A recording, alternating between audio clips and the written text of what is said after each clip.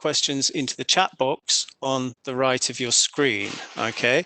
And we have a team here behind the scenes dedicated to answering those questions. Some of them they'll answer in writing, and some of them they'll redirect to me so that I can address them orally directly to the panelists, okay?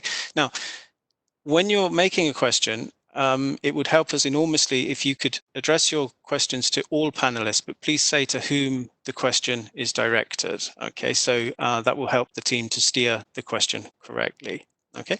Also, if you ask a question and don't immediately receive a reply, don't worry, the team will continue to work after the session is finished, and they'll do what they can to catch up with all the questions, and if necessary, they'll contact you by email after the session's finished.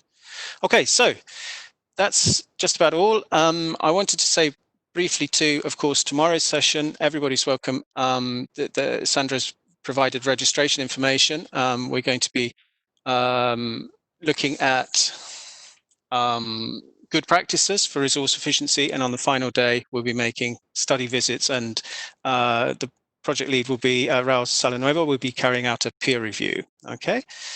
So let's continue with the poll. Irene, hopefully on screen. She can.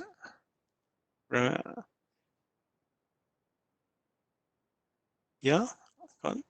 Okay. Yeah. You need to open the chat window, and you should find a link in the chat window. No lo vemos.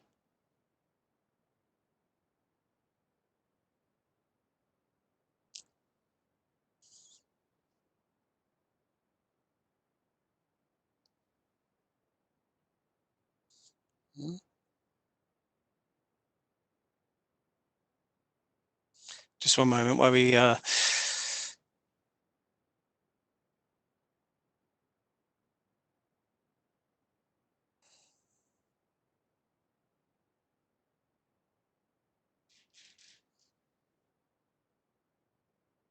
Yes, that's right. Good. Okay, great. So if you open the chat box, you should see there's a link which you can follow to menti.com. Okay. And once you're there, you can input some information, and we hopefully will see the data arriving in real time. Okay. Are you going to share that onto my screen? Okay. So I'll say that again. Go to the chat box. You can find the chat box by either using the main menu controls or using the icons at the foot of your screen. Okay, almost. Okay, here we go. Okay, as you can see, the question was, do you have knowledge about life cycle analysis methodologies? And we can see that, well, 9% at the moment, these figures are dynamic, but at the moment, 9% have no knowledge at all. So you're certainly in the right place. 18% have barely any knowledge. So again, lots to be learned. Many of you have a fair extent of knowledge, which is great. We hope to be able to extend that. And those, to a large extent, I'm imagining, are the experts, right? Okay. Good. And the second question, would you be interested in applying life cycle methodologies in projects, activities, or initiatives in which you work? And we have a resounding 100%, which is absolutely fantastic. Okay, great. Okay, without further ado, let's move on to the first speaker of the day. Just here to my left is Pablo Munoz, Director of the Environmental Department here at the Government of Navara, and he's going to talk to us, give us a formal welcome, and speak a little about the policy context here in the region. Okay, Pablo.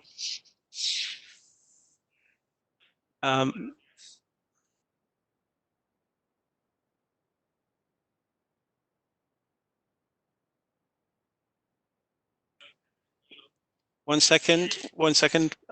The microphone is in mute, I think. Okay. Thank you. Okay, thank you. Good morning. Buenos días. Egunon. Hoy iniciamos en Navarra la segunda jornada de aprendizaje transnacional dentro del proyecto europeo Interreg Europe, LCA4Regions, basada en el pilar temático sobre la aproximación de ciclo de vida en la eficiencia de los recursos y que se realizará en 3 sesiones online a lo largo de esta semana. Damos la bienvenida a los socios del proyecto, a los stakeholders asistentes y a todas las personas interesadas que se han conectado con este evento. El proyecto europeo, LCA4Regions, cuyo eje es el impacto ambiental de un producto en todas las etapas de su vida, pone de relieve la importancia de esta herramienta en la economía circular y persigue el objetivo de alentar a las autoridades públicas a introducir la evaluación del ciclo de vida en sus políticas en un intento por fomentar el aprovechamiento de los recursos, la base de la economía circular. Por eso quiero reiterar que este proyecto tiene un gran interés para el Gobierno de Navarra y para el desarrollo de sus políticas públicas. Confiamos en el éxito de esta jornada y, por supuesto, del proyecto iniciado, que permitan elaborar unos adecuados planes de acción para todos los socios y que tengan su consolidación en las políticas públicas relacionadas. Excellent. Thank you very much, Pablo, for that. As I said before, I'm going to give a brief translation. Today, we begin in Navara, the second transnational learning event within the Interreg Europe LCA4Regions European project, based on the thematic pillar of the life cycle approach to resource efficiency, to be held across 3 online sessions throughout this week. We welcome project partners, attending stakeholders, and all interested individuals who've connected to this event. The European project LCA4Regions, whose access is the environmental impact of a product at all stages of its life, highlights the importance of this tool in the circular economy and pursues the objective of encouraging public authorities to introduce life cycle assessment into its policies in an attempt to promote the sustainable use of resources, which is the basis of the circular economy. For this reason, I would like to reiterate that this project is of great interest to the government of Navara and to the development of its public policies. We're confident in the success of this conference and, of course, in the project that is already underway, which will allow us to prepare tailored action plans for all partners and to see them consolidated in related public policies. Okay, so thank you very much, Pablo, again for that intervention. Okay, let's turn now to the second speaker on our agenda, Sandra Elia, the project coordinator here in Navara. And Sandra is going to be speaking about the LCA4Regions project. Hi, Sandra, are you ready? Do you have your presentation ready? Yes. Hi, everybody. Thank you, David. You're welcome. So I'm going to start my presentation. Yes, is there. Okay, perfect. So LCA4Region is an Interreg Europe project financed by the European Regional Development Fund. It started last August in 2019 and will finalize in July 2023. Currently, lifecycle expertise resides mainly in the private sector, and many individuals' policies are implemented in isolation from others. LCA4Region will contribute to a more effective implementation of regional environmental policies by the application of lifecycle methodologies. But what lifecycle assessment means? So it is a technique or a tool to assess environmental impacts in all stages of a product life, from raw material extraction to waste management or treatment disposal. The project is focused on expanding the use of lifecycle methods as a holistic approach when conceiving and implementing public policies, related all of them to the environment protection and resource efficiency. The use of these methods will reduce spillovers that generate negative economic and environmental impacts. The consortium is formed by 3 regions and 9 partners, represented by 3 authorities, regional authorities, Lozki region, Lombardy region, and Government of Navarra, an aggregation of municipalities, Simbal, a university, Kaunas University of Technology, 2 research institutes, Prajarvi Institute and National Institute of Chemistry, an industrial association, the Industrial Association of Navara, and an advisory partner that is ACR+. The exchange of experience among partners and regional actors is at the core of the project. This is possible thanks to the transnational learning journeys. 7 transnational learning journeys will take place during the first phase of the project. The first one was last January on Lithuania, and now during this 3 days event will be our second journey. In this exchange of experience, one of the partners region hosts the others for thematic workshops, exchange of good practices, study visits, and peer reviews. Focus on one of the thematic pillars, this exchange of experience brings partners and stakeholders to share challenges, opportunities, and good practices to improve regional policy instrument. On this transnational learning journey, we will focus on resource efficiency, and during the next one, the thematic pillars will be waste and material flow, public procurement, training and capacity building, and last but not least, monitoring and evaluation. The main result of the project are the following. We have already elaborated 7 regional analyses, and later on, a benchmarking of them will be presented. The 7 transnational learning journeys I mentioned previously, and along 2 years, different good practices linked to the thematic pillar will be identified. So as a result, at least 2 good practices will be displayed on the project website each semester, and a good practice guide will be published in January 2022. A policy roadmap will be elaborated as a policy briefing, promoting a greater use of lifecycle methods and helping policymakers to adopt sustainable decisions. And finally, 7 action plans will be the icing on the cake of the project, and we will have a year to monitor the implementation of those action plans during the last phase of the project. The engagement of stakeholders is a key aspect in the project. Their experience and knowledge on life cycle approaches, their contribution to the regional analysis, identification of good practices, and participation in regional workshops and transnational learning journeys will help with the design and elaboration of the regional action plans. Partners and stakeholders will play an essential role in this pioneer project. I invite you to follow us through our website, where you will find all the steps that we achieved during the project.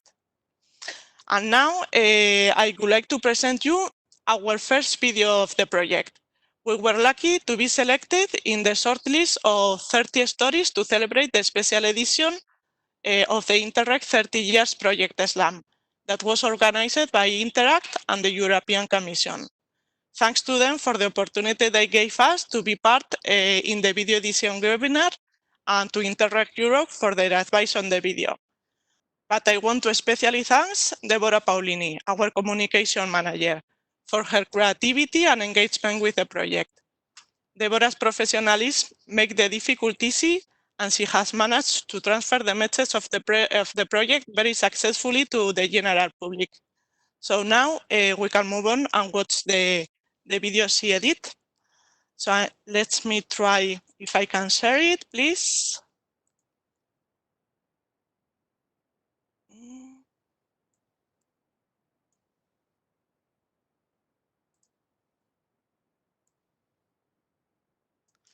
Here it is.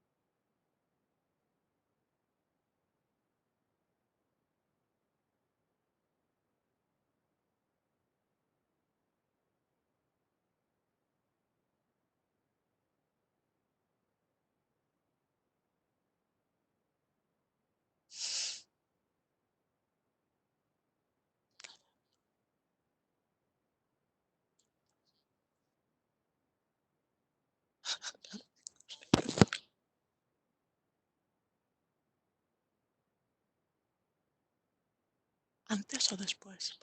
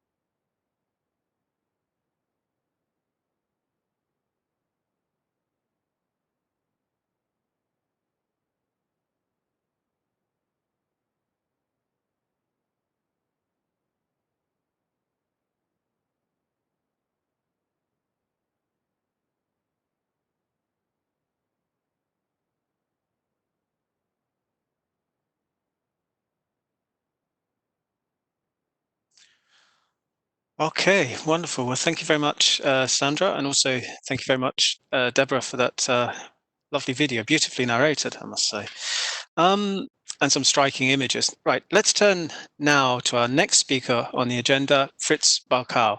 Fritz is an independent international advisor on sustainable development solutions, covering sustainability policy, global production and consumption practices, enhanced resource efficiency, and risk reduction in society. He's also the author of the book Lifecycle Approaches to Sustainable Regional Development, and loves to define himself as a catalyst, like the substance that throughout a chemical change generates change. It gives me great pleasure to introduce the first of his talks, his talk today, which is a brief explanation of life cycle approaches and life cycle assessment. Okay, Fritz, are you there? Can you? I am here. Can you hear me, David? Yes, perfectly. Yeah, and you're ready to Right. share? Yes, ready to go. Thank you for that introduction. I think you've covered the ground very well. I don't need to say anything about myself now. You've covered it. Excellent. It's good to meet everyone else again. Visually, it would have been nice to meet in person, but this cannot be at the moment. So we share our experience virtually. I want to set the scene very briefly for what follows in this transnational learning journey by covering just the introductory message again on life cycle methodologies, what it is and why it's important. It's very short. It's a follow-on to the message that we already heard in Kaunas for the first transnational learning journal. And as I say, it should set the scene for the remaining presentations that come after. And let's see if I can share my screen. Where are we? I had it. Just a minute. Here we have it. Okay, can you see that? Hello? No, not at the moment, Fritz. You cannot? No. Just a minute. We have a problem here then. Let's see. Something's happening. I don't know how to get out of this now. I had it a moment ago. How about that? No? I see a full screen here. So here we have a utility Paloma. It's interesting. Now what can we see? Right, we can see your face speaking, but so far nothing of your screen, Fritz. You cannot see. I can see my screen, but you cannot. This is embarrassing after we practiced it. Sometimes the windows get one on top of another, and it gets difficult to navigate. This is what's happening now. Let me see. I don't seem to be able to. Okay, Fritz, if you prefer, Sandra can okay, project it from. Sandra can put it up. Okay, let's go with that. Let's go with that. For some reason, I can see my screen, but you cannot.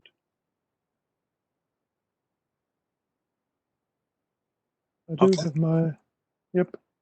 Perfect. Right. Okay, so you just may need to ask Sandra to click when you need to change slides. Okay. Very good. Perfect. Okay, Fritz, take it away. Yep. Okay, so we're going to briefly just cover again the ground of lifecycle methodologies with some examples from the partner regions of what they've been doing. Next one, please. The content of the presentation to recall the key points in lifecycle thinking, but also some of the applications. So next slide, please, Sandra. Hello, that's it. So these are the key points that we want to cover briefly. I just want to recall, we know most of this already, but it's nice to have it all together. Lifecycle thinking process, we need to look at the entire life chain, what happens upstream and downstream, as we say it in the jargon. We also need to keep in mind sustainability objectives. Many of the efforts we've seen so far are fine, but they only deal with one sustainable development goal. In fact, we should always keep in mind that there are 17 sustainable development goals, and we need to keep in mind whatever we do has an impact on all of the 17 goals. However much we might like to optimize one of them, there are impacts further along. Life cycle thinking involves an assessment of what the impacts are along the life chain. But it's important that we see assessment leading to policy and management action. Assessment is not just the accumulation of data. Assessment has to lead to some sort of action. This is called lifecycle management, and it involves all of the stakeholders along the life chain. And let me just see whether we can move this along. I cannot. I'm very sorry, but my screen is completely jammed up. Okay, next slide, please, Sandra.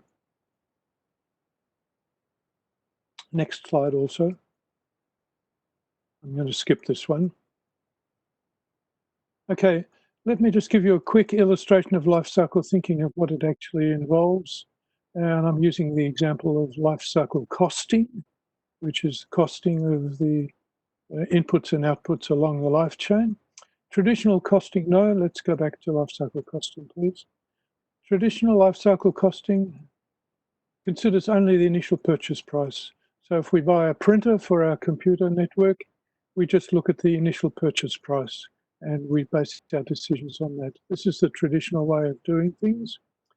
The next step up, this next step forward, is to take into account the cost of operation. Ink cartridges are quite expensive. So once we take into account the operational cost, it changes perhaps our decision making of buying the printer. But finally, we also need to look at the external cost, which is what happens to the printer when after 2 or 3 years it breaks down and we throw it out. We need to take the cost of disposal into account as well. So life cycle costing is to take both the upstream and the actual and the future costs into account. Next slide, please. So it's an illustration of life cycle thinking. We just need to remind ourselves that most of our materials and waste and also operational activities have a life chain. There's upstream and downstream. This is an example of the food sector life chain. The important thing to remember here is that whenever we intervene at one of these points, it has an impact all the way along the life chain.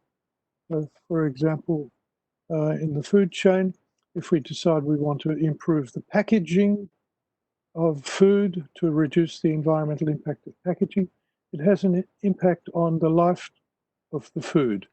No packaging means the food will spoil more quickly. So for the consumer, it has an impact also. So next slide, please. Sustainable Development Goals. The next slide, please. What we call unwanted spillover effect. So if we intervene at one point in the life chain, it will actually have an impact somewhere else. And this is something that we don't often think about when we try to optimize in something that we have in front of us. that the spillover impacts are important. We need to keep it in mind. Next slide, please. So what we've done through the project is to put the life cycle tools, the assessment tools and the management tools, the action tools, all together into what we call a life cycle toolbox. And depending on what the problem is that we have in our region, what we want to do, we can select the appropriate tool from this box for the task that we have in mind. Let's go to the next slide to give an example of the use of this toolbox. Here we have an example from one of the regions. It happens to be Navara.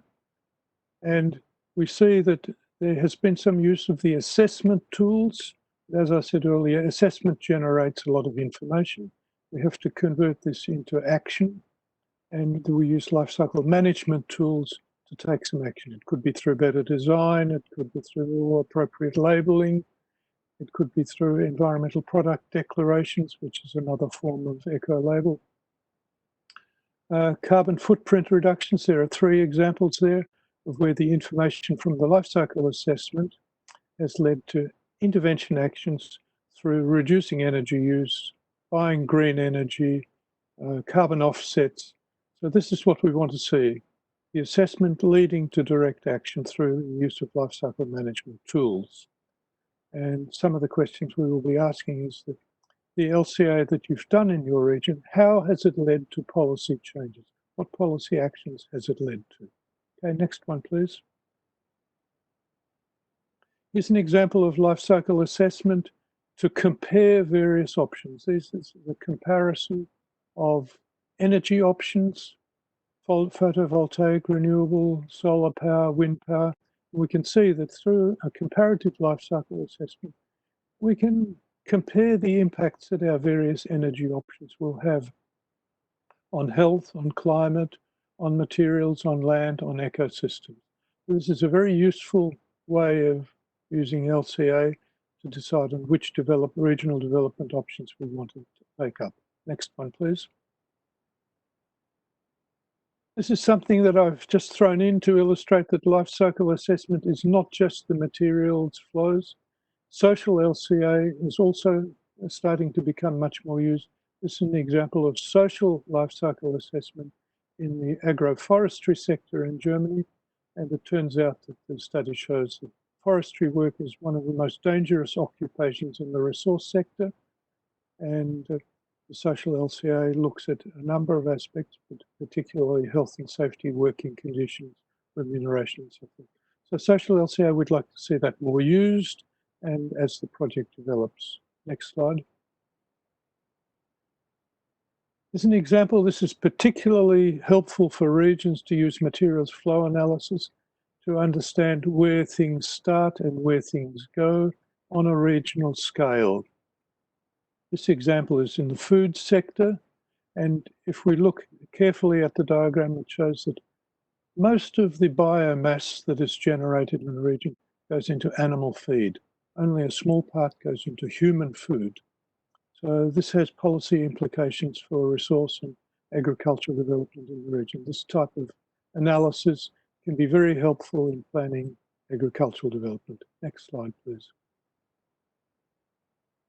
Let's look very quickly at some life cycle management examples.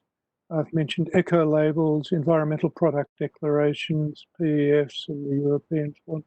This is a very helpful way for us to identify sustainable products. By sustainable, that means also from an upstream and a downstream point of view. Next one, please. This is a good life cycle management example to look at resource efficient buildings. The building industry has identified the key sustainable development goals. You can see them in the little house there. It hasn't considered all of them. It's focused on the priority SDGs, and it's developed a range of activities to implement those sustainable development goals in the building sector. And you can see those as a series of key points on the left. Next one, please. One of the things that we should discuss in another forum, but it's becoming increasingly important as organisations, including municipalities and regions, develop or adopt long-term carbon abatement goals. And most of this is through impact offsetting.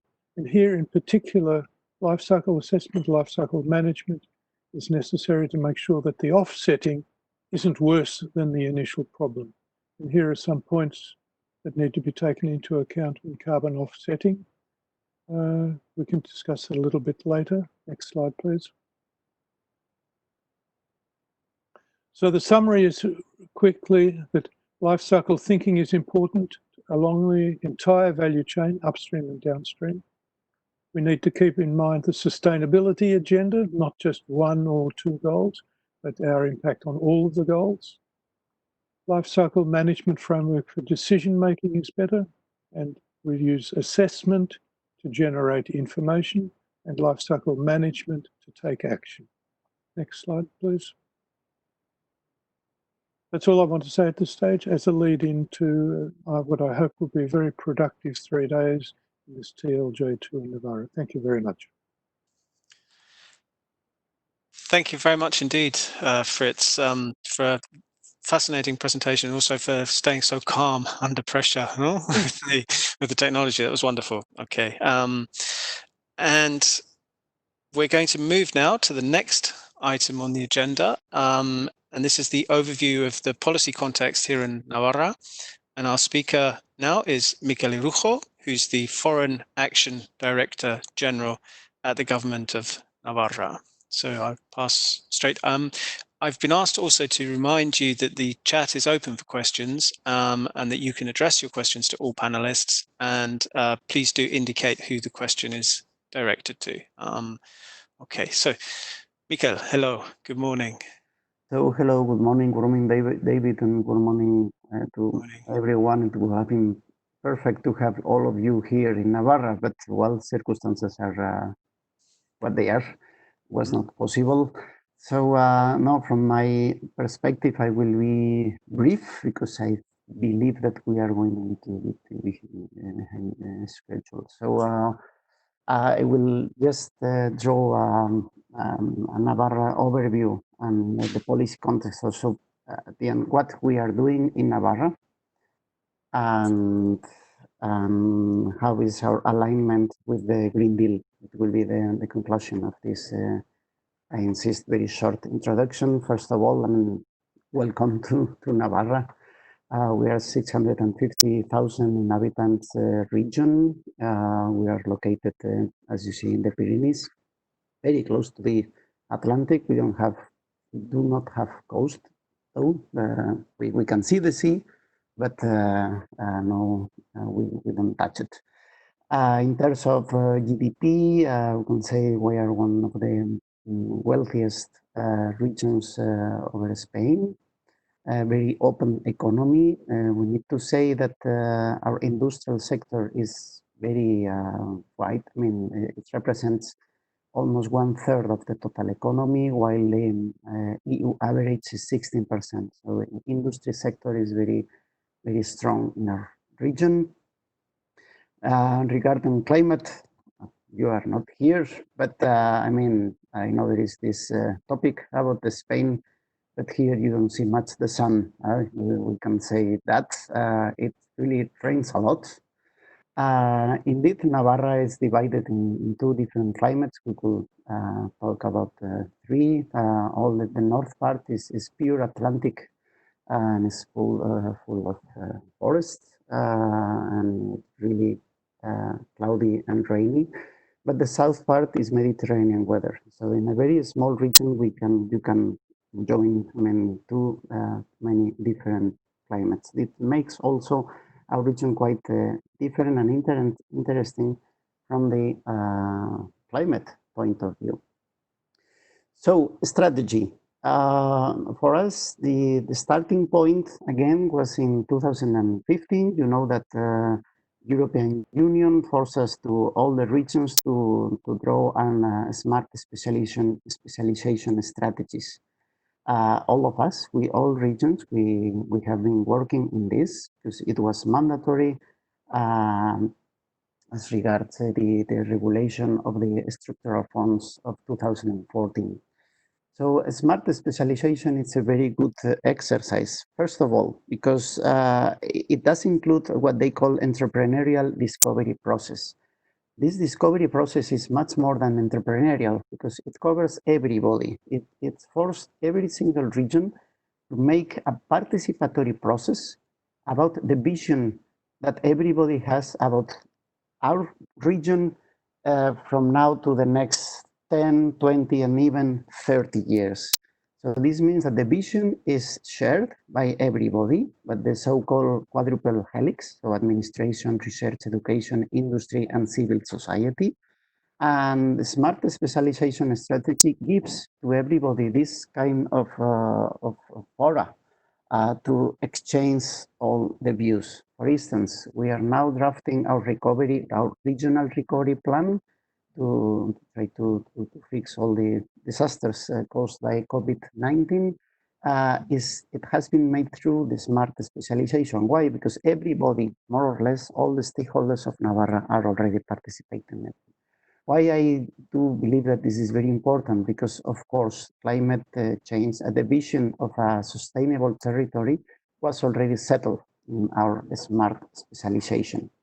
This means that the smart specialization strategy more or less was the starting point of what we adopted in the 17 as a government, who was the roadmap for the climate change. This roadmap has a budget of 220 million euros for the period 17-20. It has been going to be renewed now. So it's a strong budget for a region as Navarra, 650,000 inhabitants, and it covers all the fields. It has really a holistic view. It covers policy in housing, in energy, in transportation, in innovation, and of course it has also this vision of going out, of being linked with the European and international networks. So this roadmap, I'd say, it is following this inspiration coming from the smart specialization strategy, was taken and adopted through a very wide participatory process. It was more than 160 meetings were all over the territory in order to get all the impressions and opinions. It was adopted, I insist, this budget of 220 million euros, including all the economic sectors. And once, we had adopted a strategy coordinated with everybody, because when we mean energy, we mean that the Department of Environment is coordinated with the department dealing with energy. You know, whoever has worked within governments, we all know that coordination is always a challenge, even internally. So the roadmap opened this way to coordination, and I think it was a consequence of that was that we got this live integrated project called NADAPTA. It's at the beginning, the 17 was one of the few integrated live projects focused only for adaptation measures. It covers different strategic areas, but the most important is that every single measure must be taken through a very coordinated way, not only within government, but also covering all the institutions of Navarra, municipalities, associations, and also even public societies and private sector. So NADAPTA is a consequence of this holistic vision and coordinated vision that we have established in Navarra since 2017. I wanted to show you also a regional law on waste and its taxation that it was adopted in 2018, also as a consequence of the roadmap. I think it's very important. It was at the moment, 2 years ago, when was also a pioneer in this kind of vision on taxation on waste. We all know now, last week, the Spanish government announced that they want to do the same for the whole state. And the European Union, as you know, it has as a proposal for the 21-27.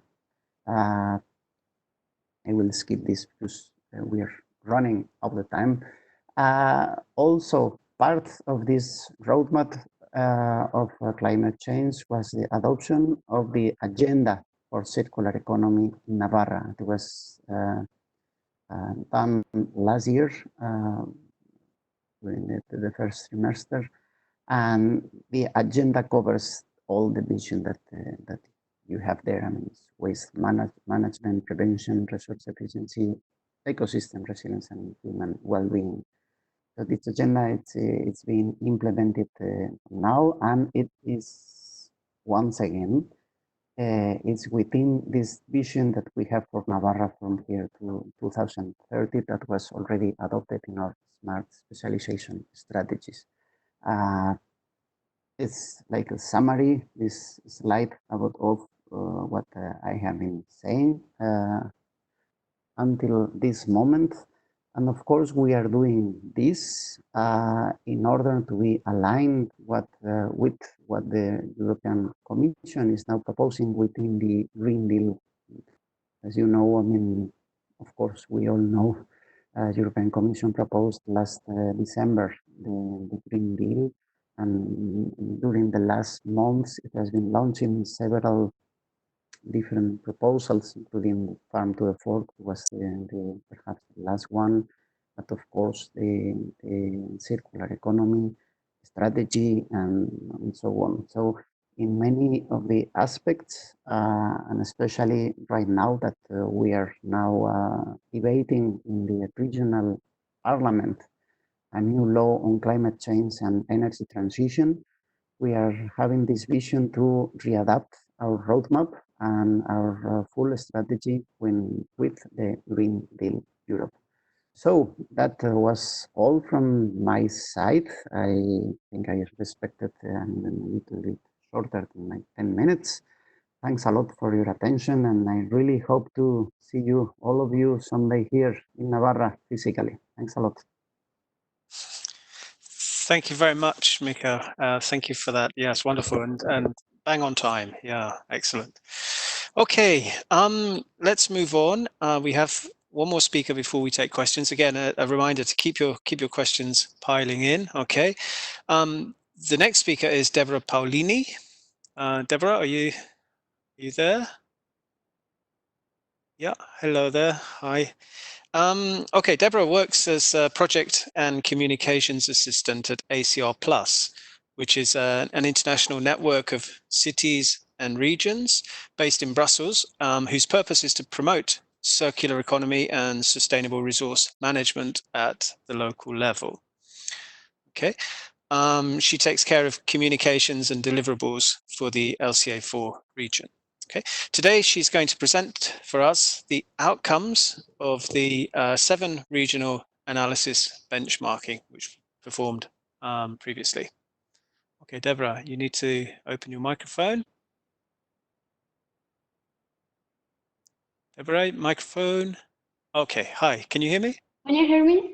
Yes, perfect. Okay. Deborah, the floor is yours. Take it away. Thank you, David, for this introduction. It's a pleasure being here. I'm here connected with my colleague Paolo, and we are partners of the project. As you perfectly introduced, we work for ACR+, which is an international network of cities and regions. So today we are gonna face outcomes of the regional analysis benchmark. So we're going to see the regional analysis, the proposal methodology of this benchmark, and the SWOT results.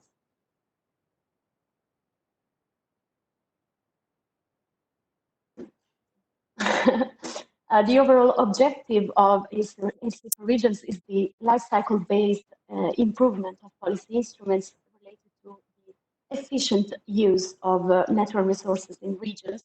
And based on this objective, each project partner during the second semester delivered an analysis to communicate the state of the art of local policy process that represents the basis for our exchange of experiences. And the regional analysis aims at presenting local and regional and national, when relevant, context analysis, so including some deficit expectations in the policy making process. According to these pillars already mentioned, so resource efficiency, LCA in waste and material flows, training and capacity building, public procurement, and monitoring and evaluation.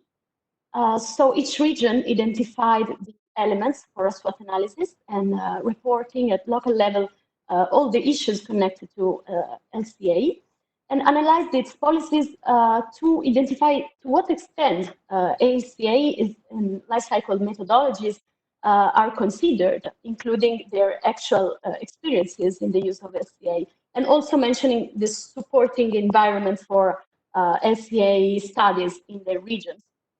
So the content of the analysis reflects the focus of LCA4Regions project, which is the action, so lifecycle-oriented action by regions, aim to build 7 action plans in the region. So the aim of this benchmark is to set a common baseline about the lifecycle approaches existing within the project, highlighting opportunities, challenges for achieving the project goals, and allow the partners to proactively pursue these goals. So this benchmarking is meant to figure out what reasonable expectations and barriers are to be taken into consideration in order to meet this objective. Here you can see the methodology. So basically, the benchmarking is meant to figure out this is the structure of the regional analysis. As you can see, each slice of the cake is a structure of this analysis. So production structure inside the region, economic and industrial sectors, so relevant lifecycle methodologies potential in these sectors, regional policies and regulatory framework, and a special focus on LCA database and expertise in the region, as well as knowledge and awareness among relevant actors, and a final LCA toolbox that contains lifecycle assessment and lifecycle management tools inside the 7 regions. So here, just a quick example about one of the partner regions, which is Satakunta in Finland, to show how we analyzed, how the analysis has been carried out. We see the first step is collecting data, of course, so scanning the information and dividing them into separate SWOTs according to the structure I mentioned before. And when possible, identifying them dividing by pillar. Then we see here the focus on all the life cycle approaches situation. And here, basically, this phase is grouping and cross-reference the 7 SWOTs of the regions. And yeah, here you have the strengths, and then we did the same for the other elements like weaknesses, opportunities, and threats.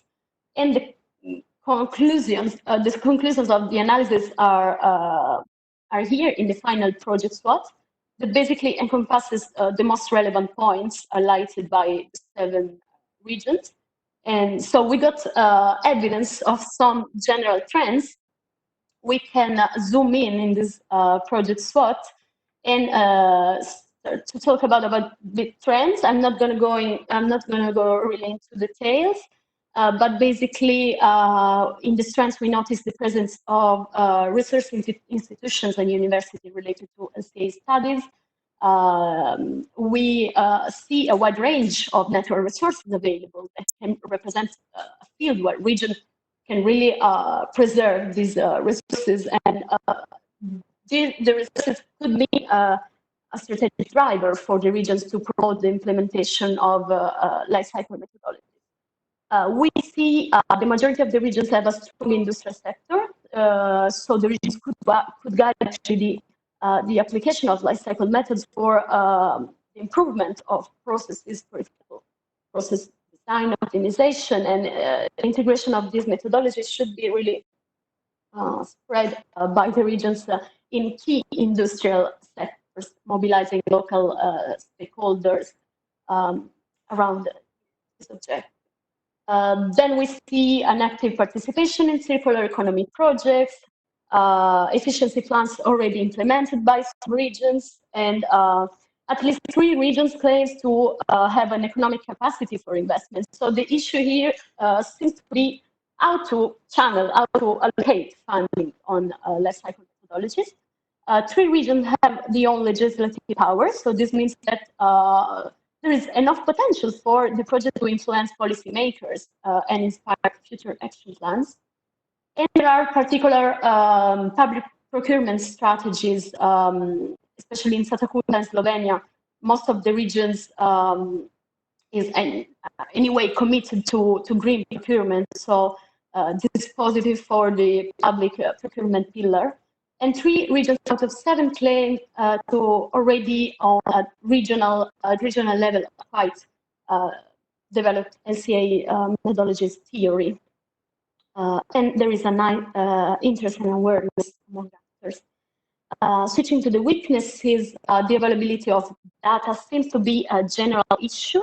So the consortium actually lends extreme difficulties to access the database of already present life cycle practices. And when they are present, they are not comprehensive, and in some cases, the application of life cycle methodologies by companies is considered as private information. So in general, there is also a need for a clearer and unified methodology. Another point is the lack of a comprehensive approach by administration and the absence of a regulatory framework that foresees the application of life cycle methodologies as a concept spread in a wider manner. So despite the also high availability of life cycle at academic and research level, the region noticed very low awareness in companies and administrations, and especially lack of technical specialization. LCA methods are very specific sometimes and limited to the assessment of particular processes. So again, here is a strong need for a broader and comprehensive scope in the application of life cycle thinking. Then we see an absence of long-term criteria for the development of decision-making concerning LCA, a slowness of the bureaucratic process, and this element is one of the most significant weaknesses of LCA4Regions to intervene in the political change, especially for those partners who are not regional authorities. But yeah, taking action is not immediate, but we can of course plant as many seeds as possible. And yeah, in general, there's the risk also for trivialization of LCA methods due to the absence or insufficient information. And yeah, we can go on with opportunities where we see, for example, the data collection seems to be a problem identified, but then it could be an opportunity. So the project has the possibility to prompt the creation of database. National and European trends are seen as opportunities because they both positively affect people's thinking, but also regions will be soon required to apply more changes in favor to environment and resource efficiency. And using the means for subventions and reductions is also interesting to encourage the development and application of LC criteria. Of course, cooperation and between the industrial sector and academics for strategic partnerships that could drive the change and encourage companies to invest. Yes, so the mobilization of local authorities through local channel is also fundamental. And talking about threats, the most significant threat on which all regions agree is the high cost of it. And this perception may stakeholders give up, but the responsibility of the project is to change this perception, leveraging on long-term results and environmental and social benefits, providing support and working both on monetary and knowledge-based incentives. Then we see a general presence of small and medium enterprises that could represent an advantage because it can stimulate local economies, but also it is seen mainly as a threat by the region because they often have low economic capacity and low impact. Then we see again a lack of comparability of results that makes this difficult also the interpretation, and overcoming production inertia is a huge trait that other regions remarked. So this is basically the most important factor against which we are going to fight, influencing the changing of the overall business as usual attitude. So communication here is fundamental to spread the importance of applying LCA. And just some strategic remarks. So talking about this current situation in this period of crisis, many uncertainties are have fallen apart, and there is a stronger need for change. So we strongly believe that more than ever, lifecycle thinking right now inside decision making is quite essential, quite important. And COVID is something that didn't show up in the regional analysis because it was carried out before this event, but we think that at the strategic level is something that must be considered because at least connected to this political inertia.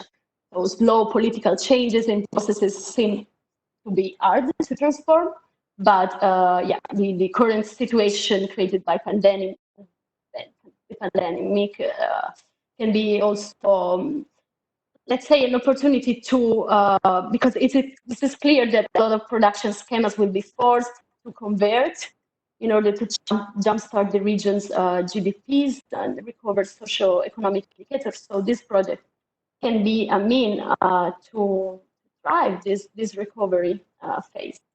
I did comment on the cost. It could be a matter of perspective because the perception of these costs is very expensive, but the emphasis could be put on long-term investments and benefits resulting from the application of lifecycle methods. And we could also say that there are many tools which do not require softwares in consulting, but they are choice. So there are more approaches, methodological approaches, and strategic choices that can be taken by regions. So yeah, emerging these common elements emerged by the SWOT can be considered as relevant criteria also for stimulate the transfer of opportunities inside this project. Thank you.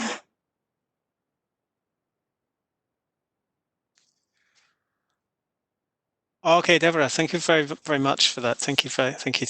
Okay, right, we're just going to take a couple of brief questions before moving on. And the first question goes to Mikel Erujo. Are you still there, Mikel? Hello?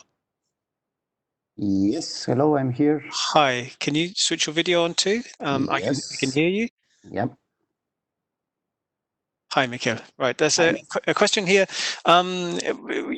We've been asked for your opinion about the future for the circular economy here in Navara. Well, I may say that the future is bright, I will say. I think that for Navara and for everybody, you know that first of all, I mean, the Green Deal is not only a deal, it's a package of legal measures and also financial measures.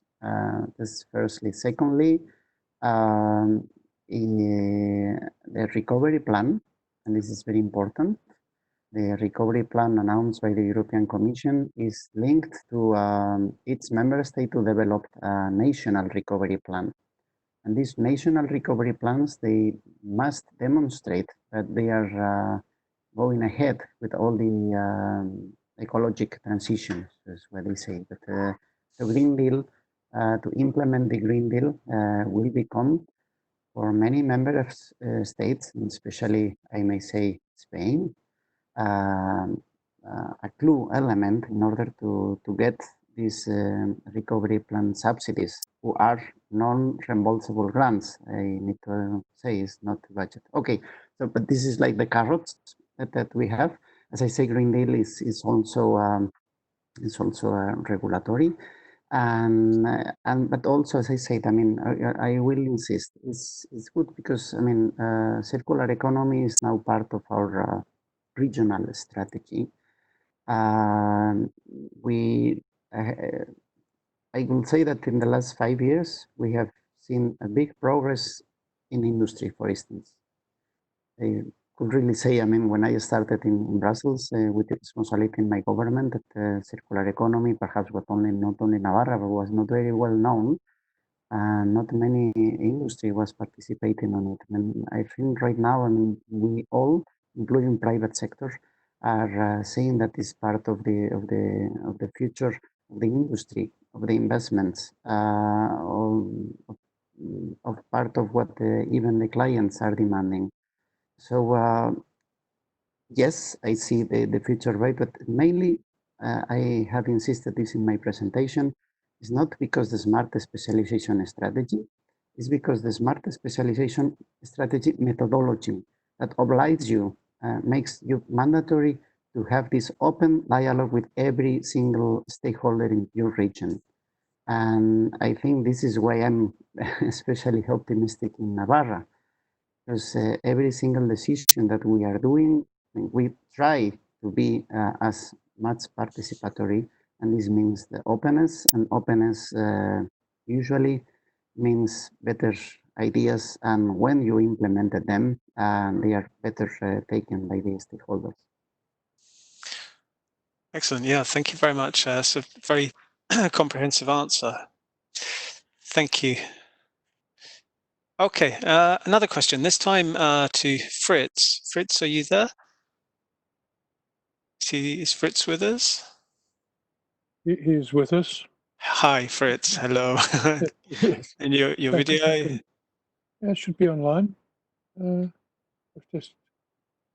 should be online.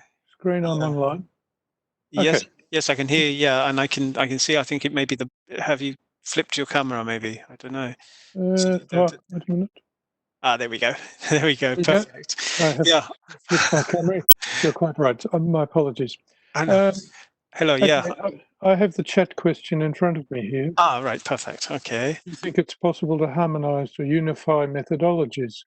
In a way, it's happening already. Through the assessment methodologies standardized through ISO 14040 set of standards. Also, the European Union has a series of standards, for example, PEFs and environmental product declarations. So in many cases, the standardization process and unification of methodologies is taking place, has taken place. The two weakness areas are in data sets, to be able to compare data sets between countries and between regions. There's still some work to be done on that.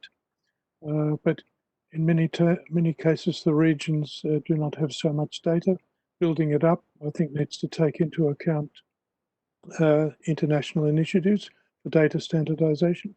And the other area where the standardization is not so well developed is in lifecycle management areas. For the assessment area, it's quite good at the moment. For management area, there are some gaps there that still need to be addressed. So it's work in progress, but it's not such a bad picture right now, I'd say. Thank you. Excellent. Thank you very much. And I think for the moment that's all the questions we have. So we can move on now. Thank you very much, Fritz. Could I make a point? Just yes, a very quick one. Please do. Yeah. A number of the partners have put forward that life cycle assessment LCA is quite expensive, and Deborah has mentioned this as well. And I think she had the right perspective on it. She said the cost of life cycle assessment is a matter of perspective. We should be seeing LCA as an investment, not as a cost. It does bring benefits. We need to very carefully realize what these benefits are in an LCA exercise, and it's an investment in the future. It's not a cost of the past. And we can develop this idea a little bit further in some of the group discussions, if you like. But I just want to emphasize that point. Perfect. Thank you very much. Yeah. Okay, we can move on then. Thank you very much, Fritz, for that, that intervention there.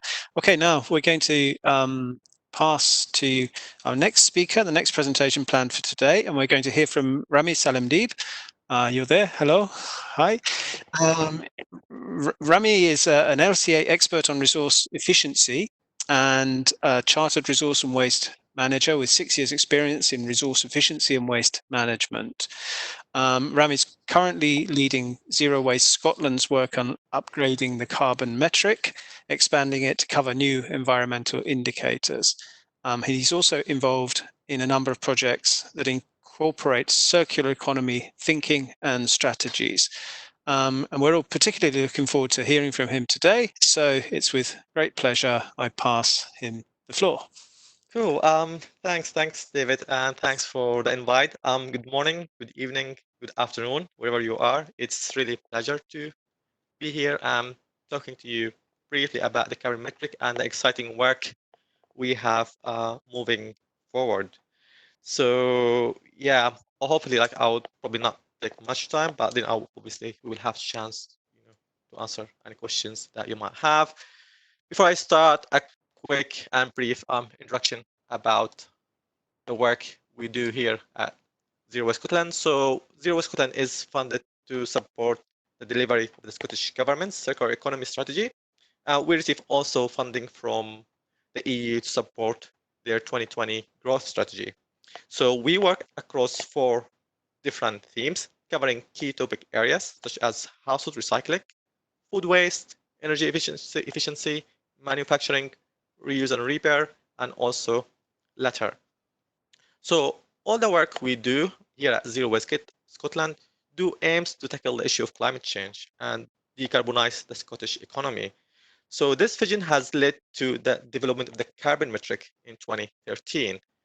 And since its inception, the carbon metric has been a great way for us to look at waste generated in different perspectives and provide additional insights to policymakers.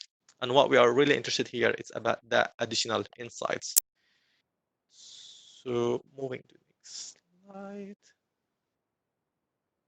So the Scottish carbon metric measures the whole life carbon impacts of Scotland's waste, from resource extraction and manufacturing emissions right through to waste management emissions, regardless of where in the world these impacts occur.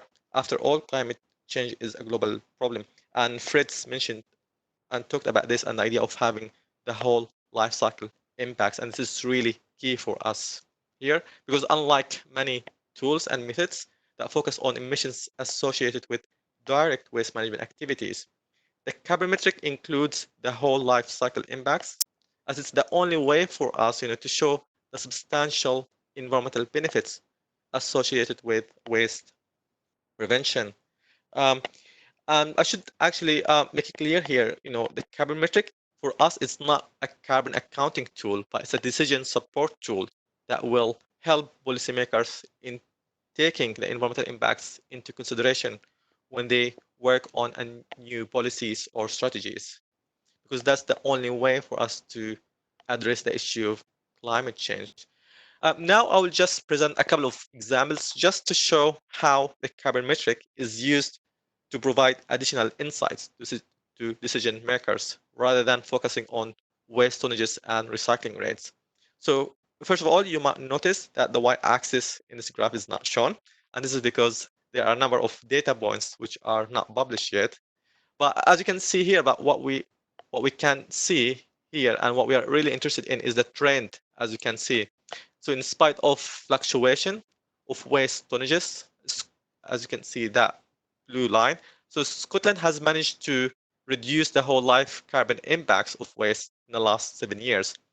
So we've managed to do so by introducing a number of policies and measures such as a landfill ban by 2025, increase in the tonnages of separately collected food waste, and improving the quality of recycling waste streams. Another example here, focusing on food waste. And this graph shows that substantial carbon savings have been achieved, as you can see here, by diverting food waste from landfill in spite of a slight increase in food waste tonnages.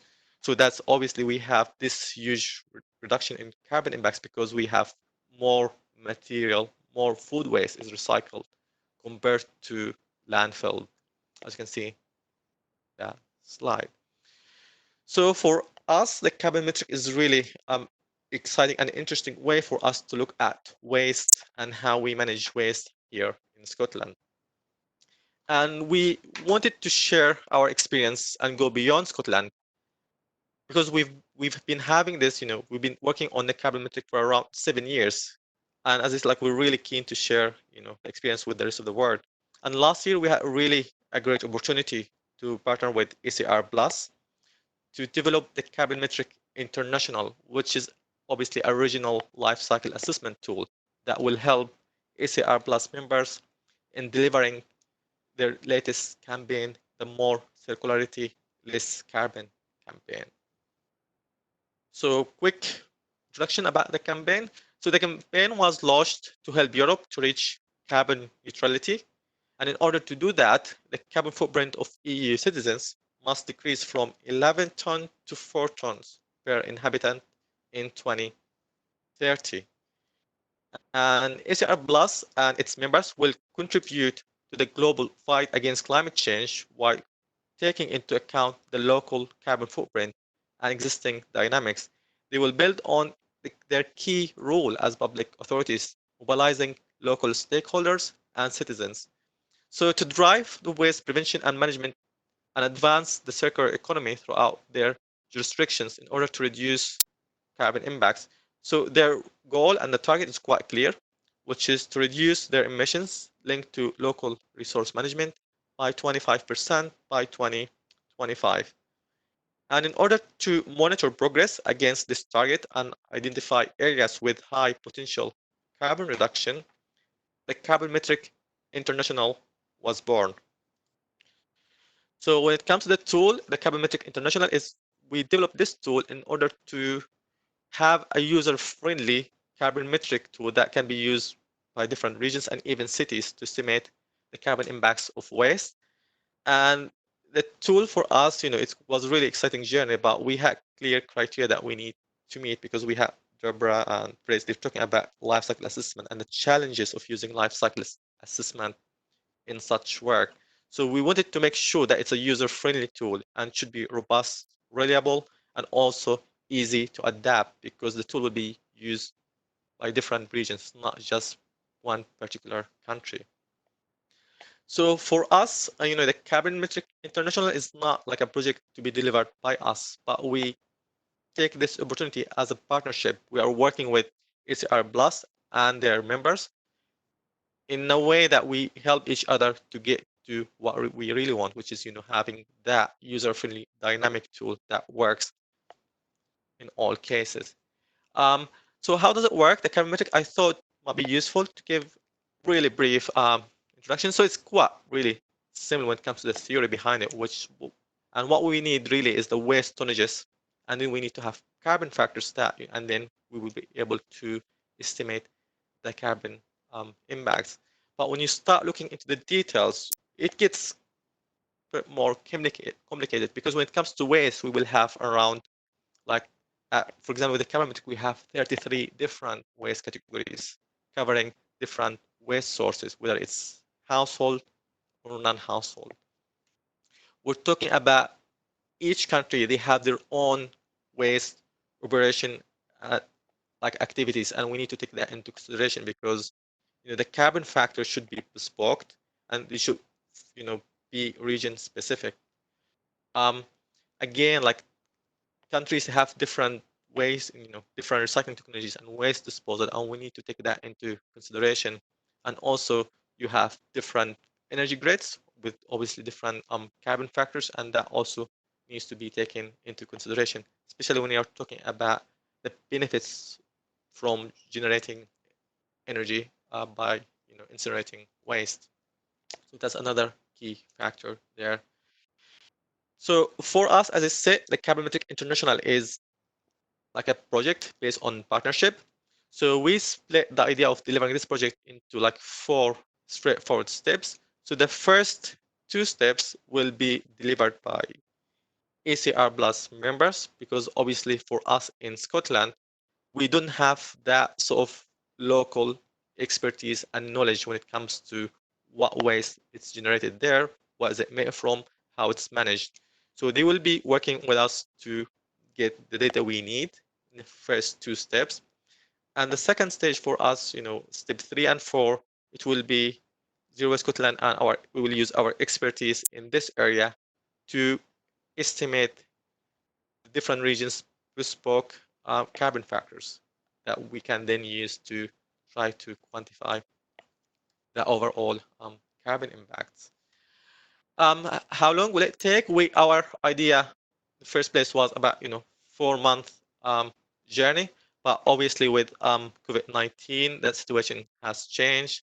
But we are hoping to have some results published hopefully next month or in a couple of months, and we would be very delighted to share with you the results moving forward. So yeah, so the Carbon Metric International and the idea of developing these regional dynamic user-friendly tools, it sounds really simple, but actually there's a huge work that needs to be done in this area, because to make that tool easy to be used by other people, it's not that straightforward. So we spend quite a lot of time trying to develop a set of tools, guidance documents, and tutorials in order to make it easy for our partners at ACR Plus to collect the data that we need, because it's yeah, and as you can see here in both the first and the second steps, we produce a number of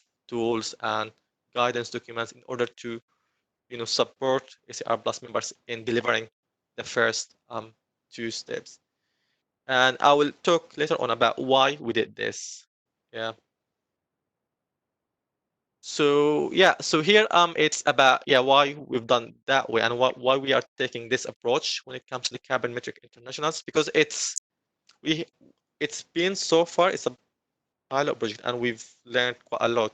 And the first thing we've realized, which obviously mentioned in Deborah's presentation, about the limitation of LCA. Like, carbon assessment is a really time-consuming and resource-intensive project, and in order to have a sustainable project, we need to make sure that we plan it and deliver it in a way that reduce the cost for all parties, whether Zero Waste Scotland, ACR Plus, or their members. The second issue is the paucity of data is one of the key challenges facing the development of environmental indicators, and this is like a challenge that's not really faced by us in the waste industry, in the resource and waste industry, but across all industries and those who are working with LCA. Again, it's about the methodologies, LCA methodologies. So there are a number of methodologies. So standardization is really important for us, especially if you wanna start looking at benchmark and you wanna try to see how countries are performing against each other. So standardization is really key at this stage. And finally, when it comes to LCA, it's obviously an evolving area of science, and that's why it's really key to invite LCA practitioners and the LCA community to get involved. And it's nice to have Fritz here and to get his insights on these things. So it's an evolving area, and we should always be up to date, and we should always keep in touch with the LCA community. So these are what I think key limitations you probably will face when it comes to developing regional life cycle assessment tools. But when it comes to that solution and the way forward, because obviously we always try to come up with ways to address these issues, and I think the key thing is collaboration. So I think that's the ultimate way in order to address all the challenges that I've just mentioned. Because with collaboration, you don't really need to reinvent the wheel, but rather build on the success of other partners. So we at Zero Waste Scotland, we've been working with the carbon metric for 7 years. So like someone like, let's say in Spain or Italy, or like, they don't really need to reinvent. We will be more than happy to share our expertise in this area. And it's also about reducing the cost, because obviously we already have a number of sources and tools that can be applied again in different regions. So reducing the cost is another, really big advantage of collaboration. And it's about also increasing transparency and promoting standardization, because you will be using a similar approach and similar method when you quantify the carbon impacts. And finally, it's about providing additional insights, such as benchmarking, because you will be using the same methodology. Then you will be able to compare different regions and different technologies. So yeah, so I think the way forward for us and for anyone who's thinking about designing original LCA tools is to collaborate, to work with each other. These areas, and I'm sure like this project is one of the key goals of this project is to build that bridge, as Sandra mentioned in his presentation in the first place.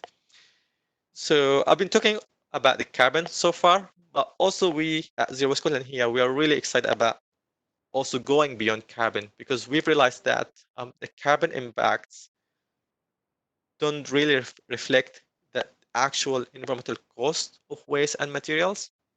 And I'll show you just an example here looking at plastics. So we have like plastics which are made from fossil-based plastics, and also we have bio-based plastics which made from plants. So obviously it's not surprising news to know that the bio-based plastics have lower carbon impacts compared to fossil-based conventional plastics.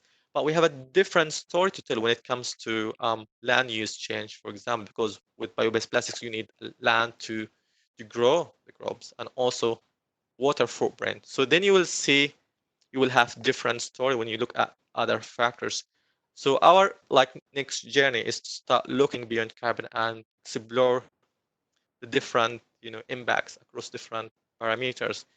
So yeah, like for example, this is like, yeah, we just wanna have that sort of holistic environmental assessment of materials and products, looking at different key indicators, whether it's carbon, air quality, land, water, and materials. So yeah, it's a really exciting journey. We've just started with this, and we'll be more than happy to share with you more exciting news about this project as we move on. And yeah, that's the end of my presentation. Thank you very much. Thank you, Remy. Thank you very much indeed. That was fascinating. Right, let's move on to the second question and answer session. I have a couple of questions here that my colleagues have passed across. The first one is actually to Mikel Irujo again. Are you there, Mikel? Mikel with us? No, he may have popped out.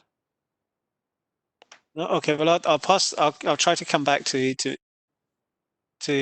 Mikel in a moment, but I'm going to address this question, which Rami, you may have seen in the chat yourself, but I'll say it aloud, which is, what do you think about the SUP directive, the Single-Use Plastic Directive? Do you believe it's going in the right direction, or is it not sufficient to go to a lower carbon target? Well, it's when it comes to the single-use, SUB, I think it's going up in the right direction. Especially, we do acknowledge the issue of single-use plastics, and for us, when it comes, but before I start talking about this, I think we need to make it clear that there is no good or bad materials, but there is good or bad applications of materials. So we're not against plastic, but we just want to make sure the right material is used in the right product at the right time.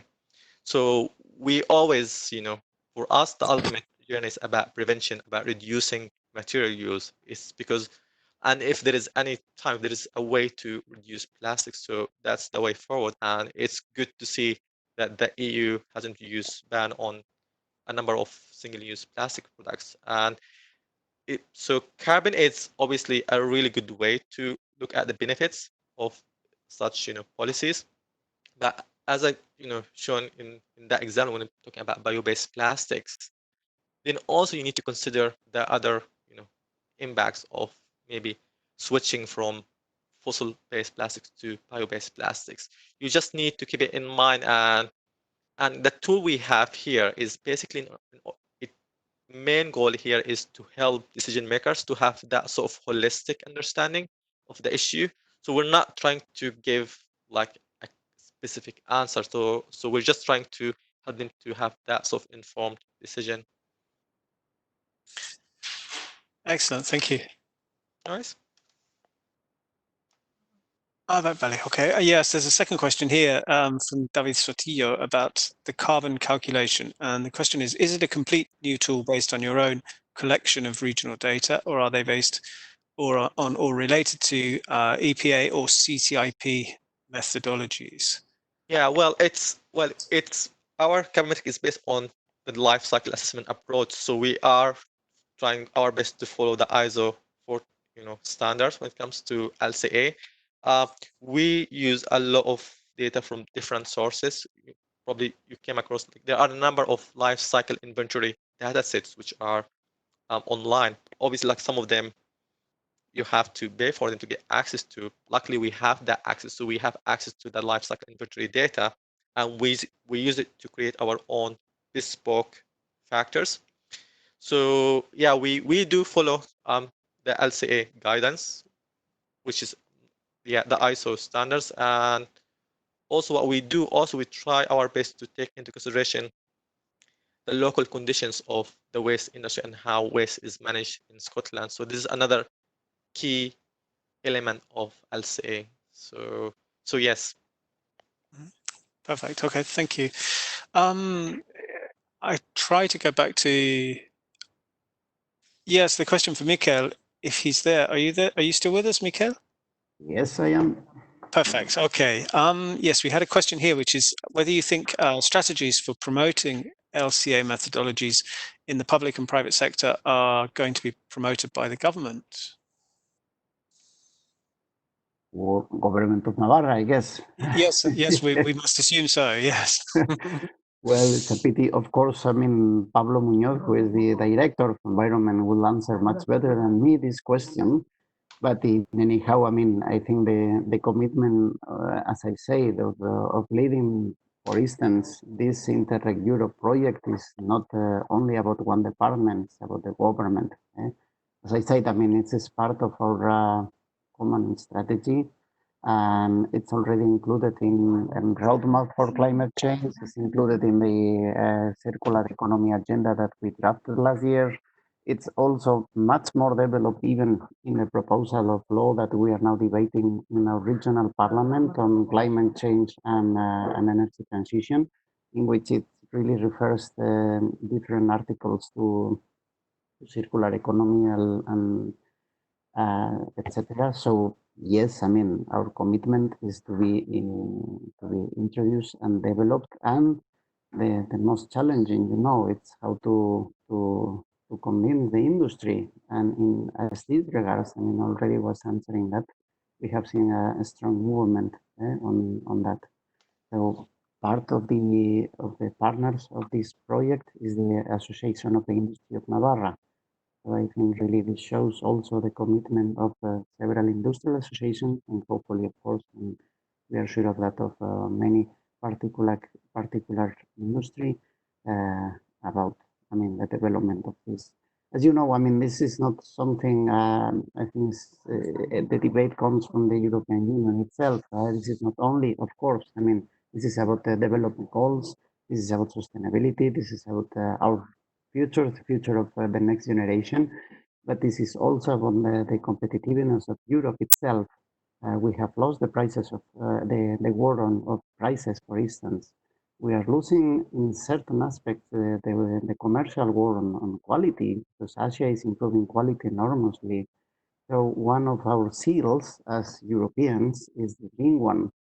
So you must take into account that, and this is a clear message from many industrial associations in Brussels, This is not only about sustainability concern. This is also about a commercial issue that Europe it's the strongest continent in the world on this green seal, we could say.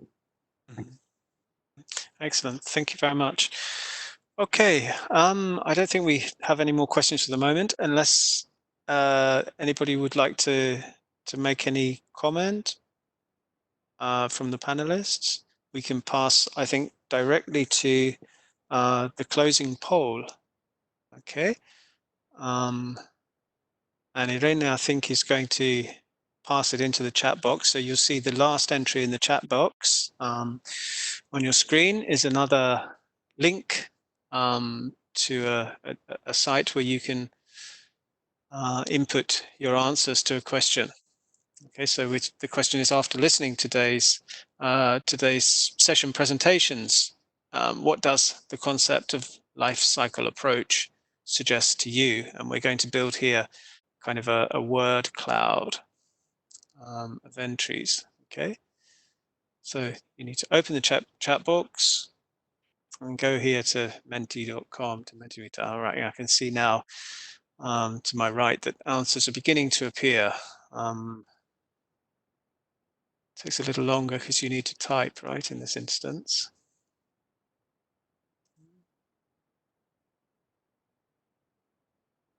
There we go, there are more answers coming in, little by little. Well, okay. Okay, and as you're typing, just say that we're just, I think, 5 minutes over time, so that's pretty good, generally. All the speakers kept to the agenda very well today. And I'm just waiting for this to appear on your screens. Okay. And here we go. Here's the result of the poll. And you can see here in huge letters in the center, sustainability is the concept that's most mentioned by everybody, the importance of using resources in a sustainable way, planning and preparing for the future in a holistic way, thinking also not short term, but about long-term benefits, a sustainable future, as Remy mentioned, for our children and future generations. Also the management of waste, the circular economy, strategic management, collaboration. Again, Remy really underlined this in his presentation, the importance of collaboration, right? And transparency in terms of data and communication and investment and so on. Okay, so you see that's really, really interesting. But the key word, obviously, in the center is sustainability. Okay, well, thank you very much indeed to all of the speakers today. Maybe we could all put our video back on briefly, just as I say goodbye, so we can see one another. Okay, there's Remy. Okay, hi. Sure. Hi. Anybody? No others? Sandra, I don't know if you're able to there. You're on the other post. Okay, I'm just going to make a brief introduction to the following 2 days. Tomorrow, of course, we'll be learning about good practices. Hello, Deborah, you okay, hi. Yeah, about LCA good practices, taking inspiration from the experiences of the different partner regions on the topic of resource efficiency. And drawing on some good practice examples that everybody, the different partner regions have ready to exchange, and from which we hope to take inspiration for future regional action plans. Okay, and then I'll just say now, as I didn't say much in detail at the beginning, on Thursday, our last day, we'll be making 2 virtual study visits. Again, in the current environment, it would have been lovely to invite you all here and have you visit these places, but we're going to do it virtually. Forge on ahead with the project, and we're going to visit Agralco, a company dedicated to transforming and valorizing byproducts in the production of wine, and also Biosasun, who use olive trees to make high quality, ecologically produced olive oil and related products, polyphenol-rich health products.